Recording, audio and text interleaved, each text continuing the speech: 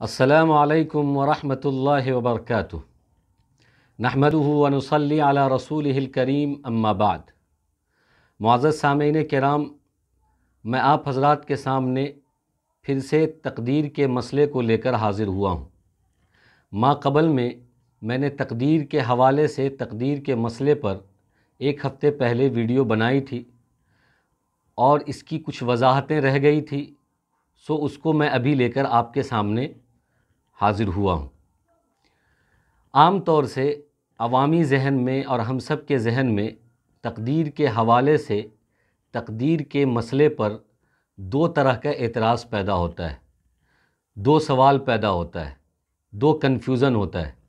ایک کنفیوژن اور ایک اعتراض، اور اس کا جواب میں نے پچھلی ویڈیو میں کلیئر کر دیا تھا۔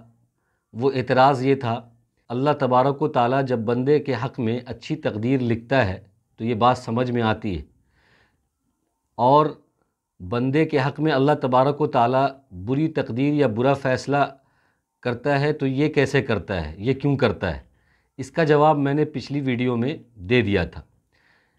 کیا جواب تھا؟ جواب یہ تھا کہ اللہ تبارک و تعالیٰ کسی بندے کے حق میں اچھی تقدیر لکھے، اچھا فیصلہ لکھے، بری تقدیر لکھے یا برا فیصلہ لکھے، یہ دونوں برحق ہے۔ برا فیصلے کا یہ مطلب نہیں ہوتا کہ اس فیصلے کے اندر کوئی برائی ہے، اس فیصلے کے اندر کوئی شر ہے۔ برا فیصلہ اور بری تقدیر کا مطلب یہ ہوتا ہے کہ جس کے حق میں وہ فیصلہ کیا گیا ہے، جس کے حق میں وہ تقدیر لکھی گئی ہے، اس کو وہ فیصلہ اور وہ تقدیر پسند نہیں ہے، اس کے نفس کے اعتبار سے، اس کی طبیعت کے اعتبار سے۔ میں نے مثالوں کے ساتھ یہ بات وہاں پر سمجھائی تھی، اور بھی مزید تفصیل چاہیے تو میں ڈسکرپشن میں اس کا لنک ڈال دوں گا، آپ حضرات اس کی ساری وضاحت وہاں دیکھ لیں۔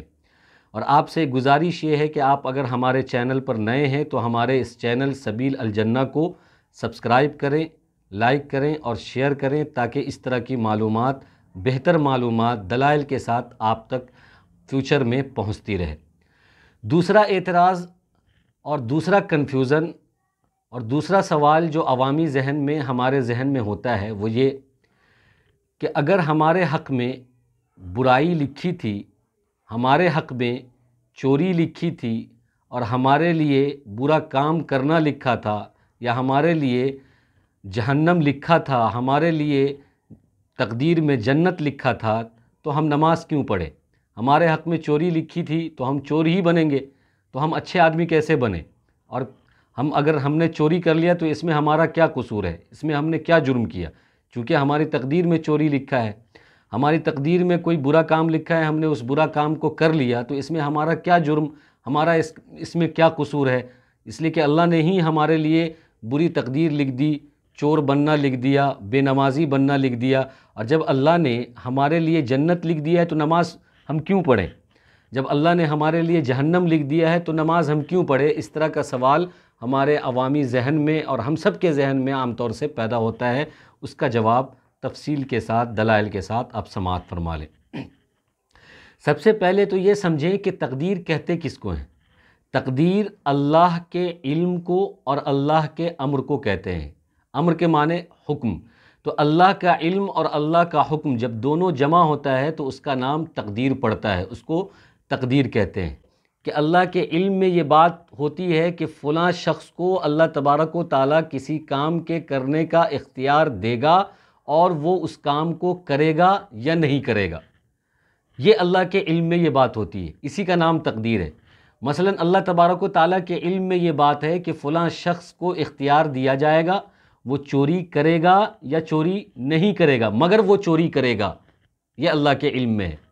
اللہ تبارک و تعالیٰ کے علم میں ہے یہ بات کہ فلاں شخص کو برائی کا اختیار دیا جائے گا اور نہیں دیا جائے گا، کہ وہ برائی کرے گا یا نہیں کرے گا، لیکن وہ برائی کرے گا۔ تو یہ اللہ کا علم ہوتا ہے، اور کہیں کہیں پر اللہ کا امر، حکم ہوتا ہے۔ یہ جب دونوں ملتا ہے، امر الہی اور علم الہی، امر الہی جمع علم الہی، یہ جب دونوں ملتا ہے تو اس کا نام ہے تقدیر۔ اور دوسری بات یہ سمجھیں کہ تقدیر جو اللہ کا علم ہے، یہ اللہ کا علم کسی بندے کو عاجز اور مجبور نہیں کرتا، اور اس کا اختیار اس سے ختم نہیں کرتا۔ مثلا اللہ تبارک و تعالیٰ نے یہ طے کر دیا ہے کہ فلاں مہینے میں فلاں دن کو بارش ہوگی، تو جس طریقے سے اللہ نے تقدیر میں یہ بات لکھی ہے کہ فلاں مہینے میں فلاں دن کو بارش ہوگی، تو یہ بات اللہ کو عاجز اور مجبور نہیں کرتی، لکھی ہوئی بات اللہ کو خود مجبور نہیں کرتی۔ ایسے ہی اللہ کا علم بندوں کو بھی مجبور نہیں کرتا اور اس کا اختیار کو ختم نہیں کرتا۔ اگر یہ بات لکھی ہے کہ فلاں آدمی، لکھی ہے کیا اللہ کے علم میں یہ بات ہے کہ فلاں آدمی چور ہے یا چوری کرے گا، تو یہ بات جو اللہ کے علم میں ہے، یہ بات سے اس بندے کا اختیار ختم نہیں ہوگا، وہ بندہ مجبور نہیں ہوگا، اس کو پھر بھی اختیار حاصل ہوگا کہ وہ چوری کرے یا چوری نہیں کرے۔ چلیے اس کو مثال سے سمجھتے ہیں۔ مثلا ایک شخص ڈاکٹر کے پاس آیا اور وہ مریض ہے، ڈائیبٹیز کا پیشنٹ ہے، ڈاکٹر کو دکھانے آیا۔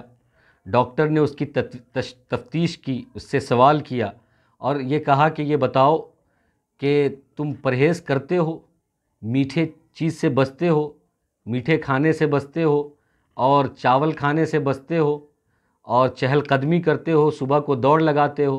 تو وہ شخص کہتا ہے کہ میں ہر کھانا کھاتا ہوں، میٹھا پیکھا تیکھا سب کھاتا ہوں اور سب کھاؤں گا، اور چہل قدمی نہیں کروں گا، اور چاول بھی کھاؤں گا، میں کوئی پرہیز نہیں کروں گا، آپ بس دوا لکھ دو۔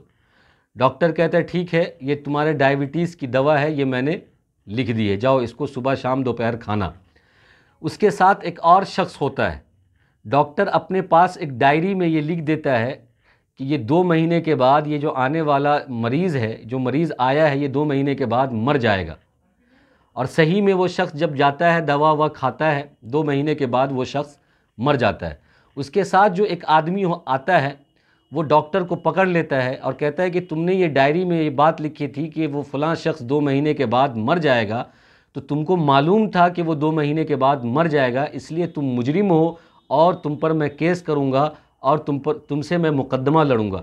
تو آپ یہ بتائیے کہ وہ جو ڈائیبٹیز پیشنٹ ہے، وہ اس وجہ سے مرا ہے کہ ڈاکٹر نے ڈائری میں لکھ دیا ہے کہ 2 مہینے کے بعد یہ مر جائے گا، یا اس وجہ سے مرا ہے کہ وہ بد پرہیزی کیا، وہ کہتا ہے کہ میں میٹھا نہیں چھوڑوں گا، چاول نہیں چھوڑوں گا اور صبح کو دوڑ نہیں لگاؤں گا؟ تو اس کی موت ڈاکٹر کے لکھنے کی وجہ سے نہیں ہوئی، اس کی موت اس وجہ سے ہوئی ہے کہ اس نے بد پرہیزی کی ہے۔ ٹھیک اسی طریقے سے اللہ تبارک و تعالیٰ کے علم میں ہوتا ہے کہ فلاں شخص یہ کام کرے گا یا نہیں کرے گا، لیکن اللہ کے علم میں یہ بھی ہوتا ہے کہ وہ کرے گا ہی، اور اللہ کے علم میں یہ بھی ہوتا ہے کہ وہ نہیں کرے گا، بالکل نہیں کرے گا۔ تو اللہ نے جو لکھ دیا ہے، تو اس کے لکھنے کی وجہ سے، اللہ کے لکھنے کی وجہ سے فلاں شخص کا اختیار ختم نہیں ہوتا، فلاں شخص مجبور نہیں ہوتا ہے، فلاں شخص اس کام کو کر بھی سکتا ہے، فلاں شخص اس کام کو نہیں بھی کر سکتا ہے، اس کا اختیار باقی رہتا ہے اور اس کو اللہ اختیار دیا ہوا رہتا ہے۔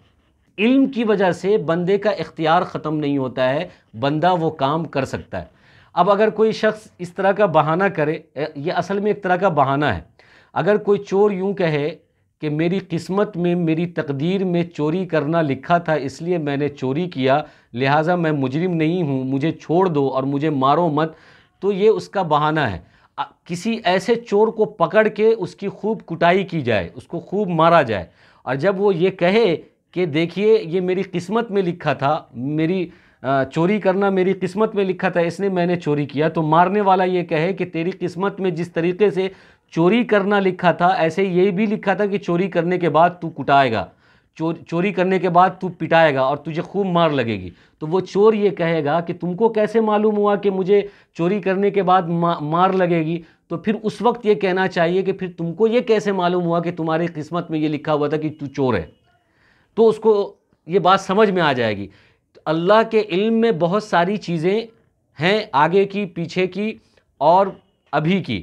تو اللہ کا علم کسی شخص کو کسی کام کے کرنے یا نہ کرنے پر مجبور نہیں کرتا ہے، اس کو اختیار اللہ تبارک و تعالیٰ دیتے ہیں۔ اگر وہ نمازی بنے گا تو جنت میں جائے گا، اگر وہ نمازی نہیں بنے گا تو جہنم میں جائے گا، اگر وہ اچھے کام کرے گا تو اس کے لیے اچھا ہوگا، اگر وہ برا کام کرے گا تو اس کے لیے برا ہوگا۔ یہ مطلب ہے تقدیر کا۔ تو بہانہ کر کے عام طور سے چور بہانہ کر کے چوری سے نہیں نکل سکتا، مجرم بہانہ کر کے جرم سے نہیں نکل سکتا، بے نمازی بہانہ کر کے جو ہے نماز پڑھنے سے، نماز چھوڑنے سے نہیں نکل سکتا ہے۔ یہ سب بہانہ ہے۔ بس ہم کو یہ ماننا چاہیے کہ اللہ کے علم میں ساری چیزیں ہیں، لیکن اللہ تبارک و تعالیٰ نے ہمیں اختیار بھی دیا ہے کہ ہم اس کام کو کر بھی سکتے ہیں، اس کام کو نہیں بھی کر سکتے ہیں۔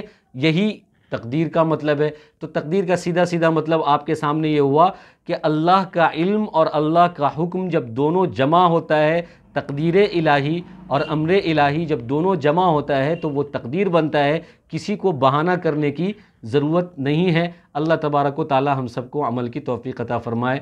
آمین۔ وآخر دعوانا ان الحمدللہ رب العالمین۔